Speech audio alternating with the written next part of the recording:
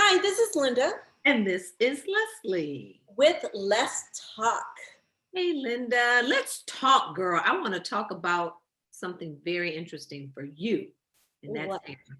Because I see you got a different hairstyle. What's going on with you? What's the motivation behind this hairstyle, Linda? Yes, I cut it 3 inches. I cut it a lot.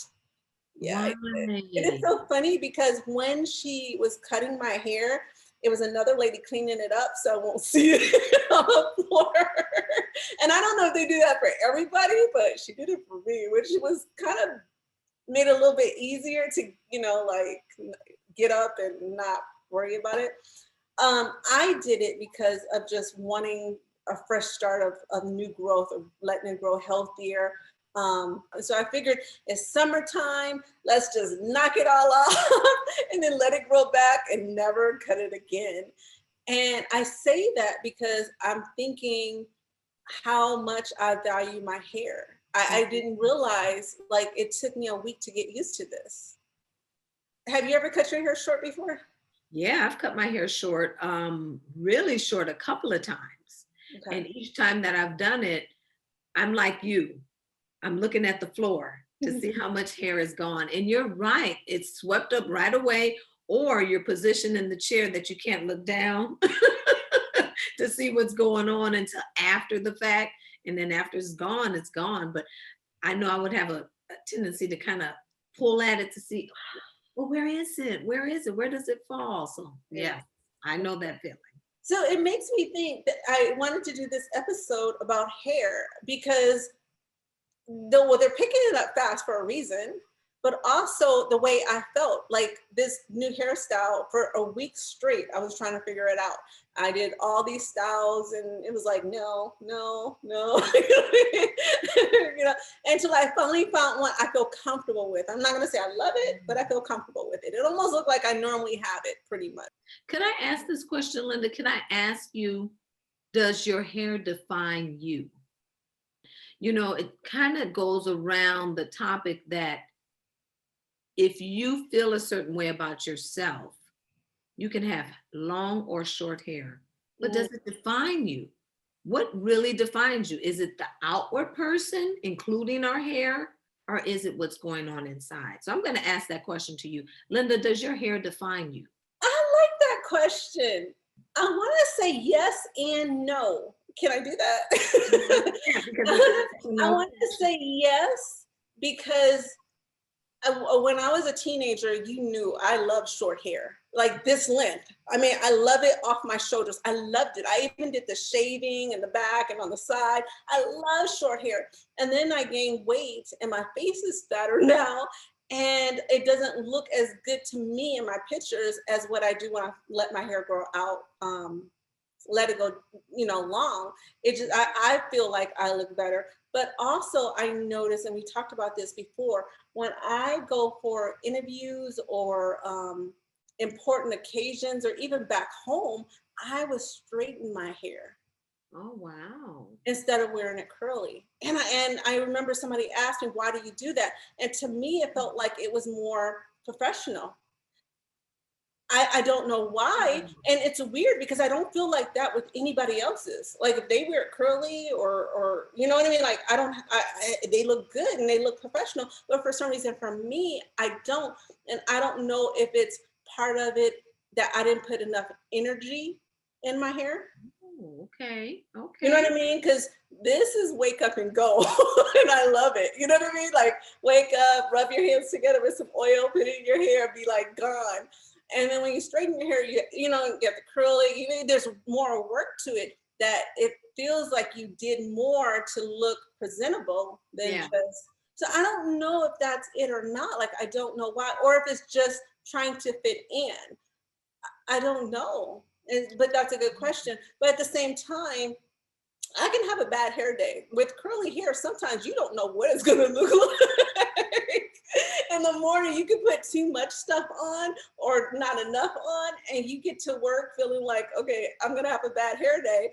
But see, with me, because of my attention span and just who I am, by the time I get to work, I'll forget. because I know who I am. You know what I mean? Like Yeah. I'll just forget, oh, I had a bad hair day and I'm gone about my business. Yeah. But there's other people that determines their whole day. You know what I mean? Like they just don't feel as beautiful as they are that day. So So that goes back to my question then. What you're saying, it sounds like your hair does define you in I think your it does case. a little bit. It does a little bit, but it doesn't justify me. I still know who I am. Like we talked about last month episode of I know who I am. I wake up and I am beautiful. I know I could be more beautiful. There's such a thing because you're so beautiful as it is, Linda. I don't know if more beautiful exists in your terminology. So, but I have the confidence that I know who I am. But you know, we judge ourselves so much harder, and it not on purpose, but sometimes we always want what the other person have just because we think that is better.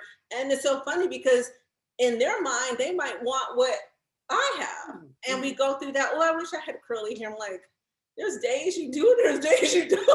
That's true. That's true. My sister has a natural curly braid to her hair. Mhm. And we always say, I said, oh, man, if I had hair like you, my hair would be down my back. She said, no, Leslie. And I said, why?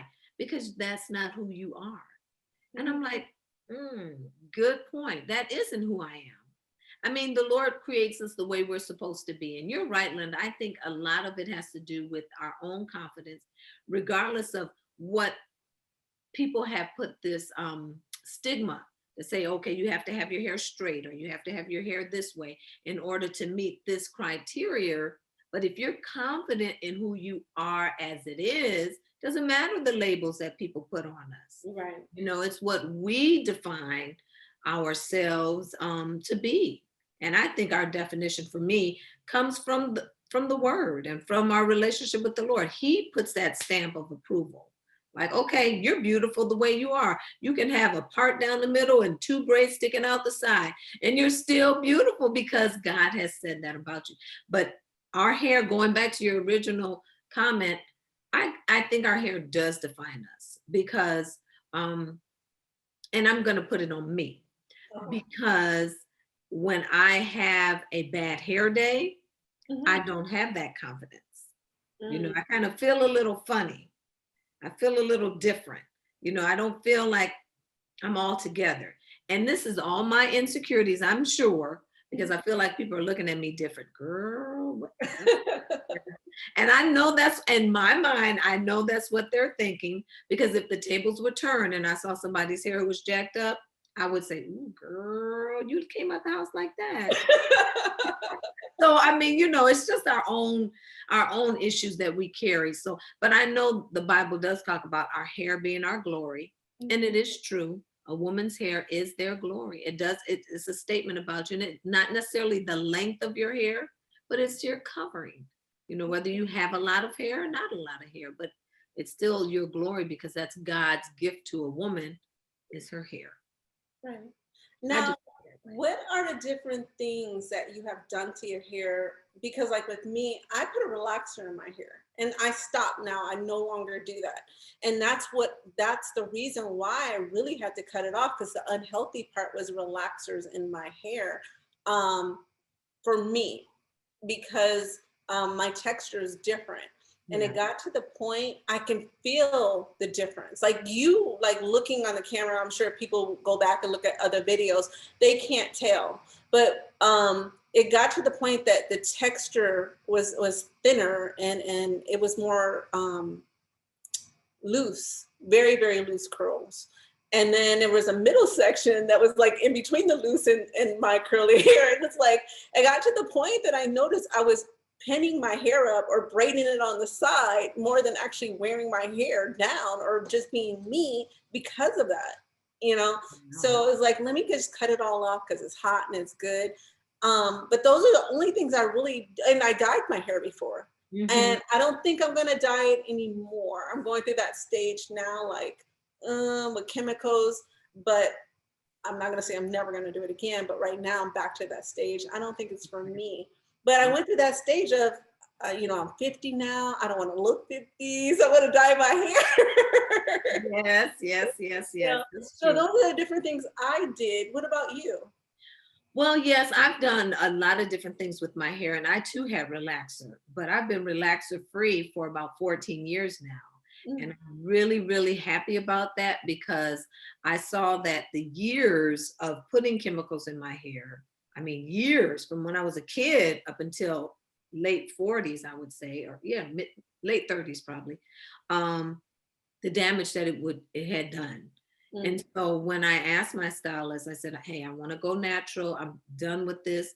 She had to cut my hair in stages. She didn't do the big chop off like some people do. She cut it in stages. But while she was cutting it in stages, I could still see the deadness of the relaxed hair on the end.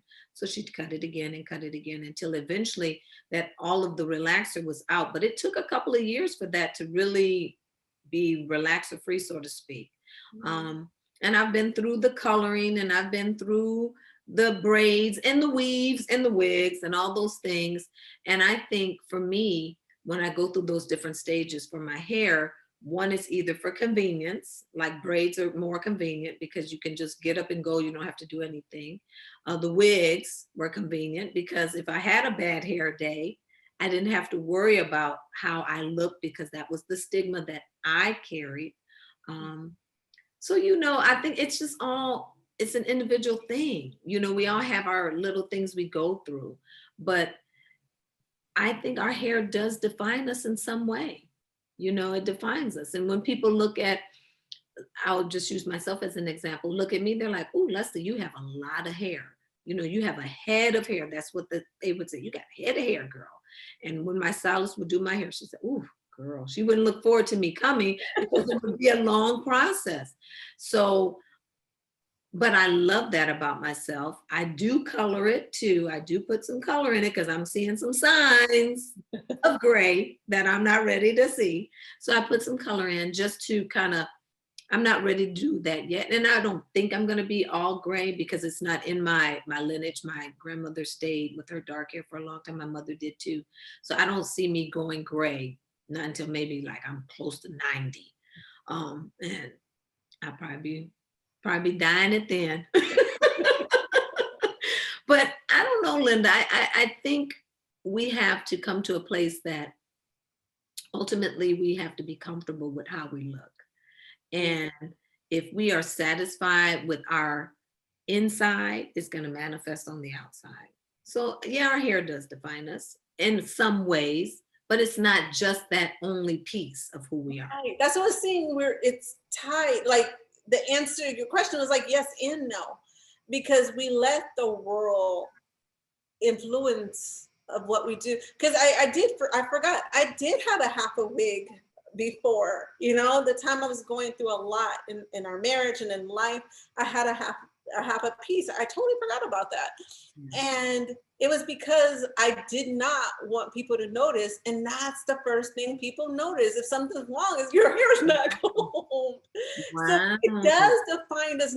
It's not that we want it to, but in the world, that's what we see. The first time we see somebody, that's the first thing you notice pretty much. I mean, you notice the clothes they wear, but you notice their hair. That's true. That's So, true. That is true. boys, I'd be like, boys, comb your hair, and their hair can be short. I'm just like, still brush it.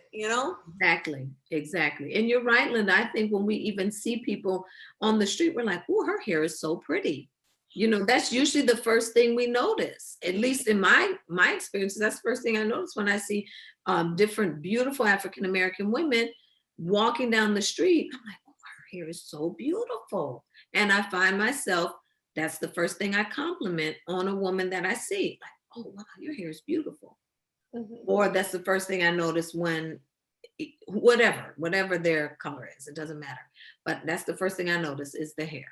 Mhm. In Yeah. a woman is the hair. That's true. It is. It really does. And then get you some ideas of, oh, I want to try it like that, or oh, I wish I could try Exactly. it like that, and all that Exactly. stuff. So it really makes us, and I never realized it until I cut it off. I cut it. But the weird thing is, Leslie, this is not my first time cutting my hair. And this is not my first time that I cut it this short. Mhm. And it didn't bother me before. Yeah. But now it does. So it's like, why does it bother me now and not then? You know, and I think it's just the changing of age and, you know, becoming more older, of dealing with that and different things, even gray hair. You Yeah. know, we were talking about gray hair. There's people, I didn't know this, but people in their 20s get gray hair. I Yeah. didn't have that problem, but I didn't know that. And there's people that dye then just to look and feel their age, Yes.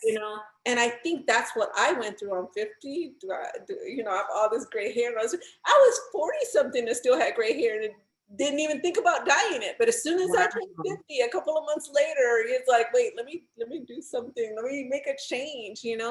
And that's another thing. When we go through something dramatic in our life and we overcome it, Yeah. we usually want to make a change. Yeah. A lot of people do it right after they do childbirth or right when they first got pregnant or, get married, just broke up from a relationship. We make a change and it shows, we usually make a change because we're changing inside, but we want to show it outside. So we show by doing something with our hair. Because I remember doing that in my 20s of That, dyeing my hair brown. And I only did it one time, but I remember going through that of I'm changing. I'm gonna be this person. I'm gonna, you know what I mean? It's just to lift me up. And I did that. that What is about what do you think about that? that is so true, Linda, because I remember one time in particular, I cut all my hair off and I wore it really, really short. And I did that at a turning point in my life. It Mhm. was like, oh, I'm ready for a change. And that was the first thing I did was cut my hair completely off. And I liked it until it started to grow back. And then I couldn't maintain it.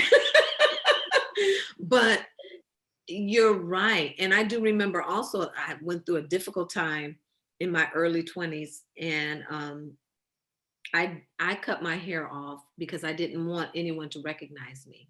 Mm, And my hair was at the time it was long, and I know people in my mind I knew people made that association, so I yeah. just cut it off. And I was like, oh wow. And I remember my mental state was I want to be a different person.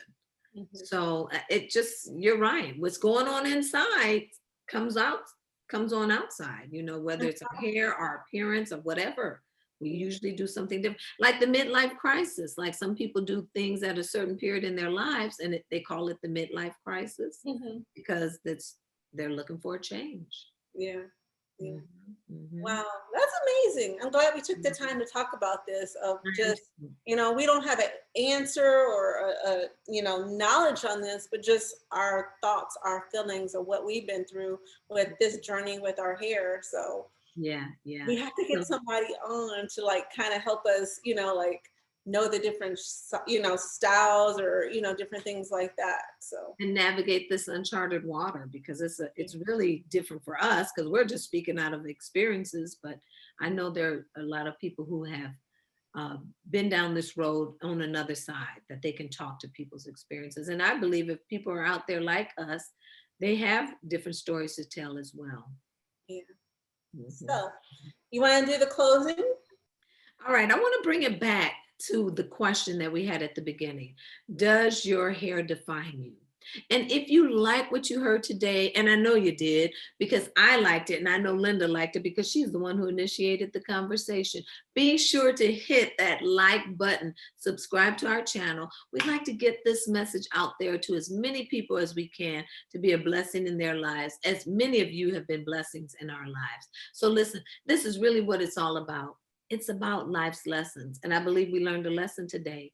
And it's about laughter. And most importantly, it's about love. And our ultimate goal is to what? Make relationships that last. Love that. Until next time, bye. Bye.